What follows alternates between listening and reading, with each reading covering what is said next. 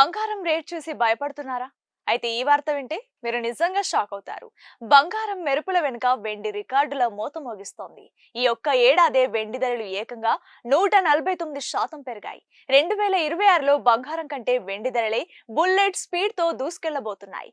మరి అసలు ఈ వెండి సామ్రాజ్యాన్ని శాసిస్తున్న ఆ రారాజు ఎవరు?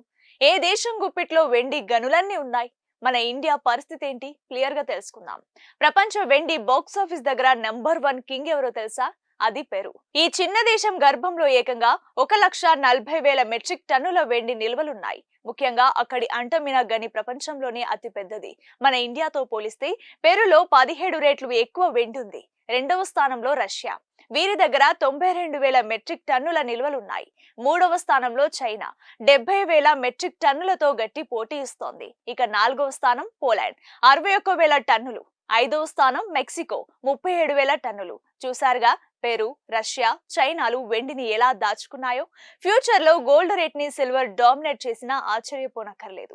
మరిన్ని interesting business and political updates కోసం చూస్తూనే ఉండండి కోలుగురి 24/7 న్యూస్ టీవీ.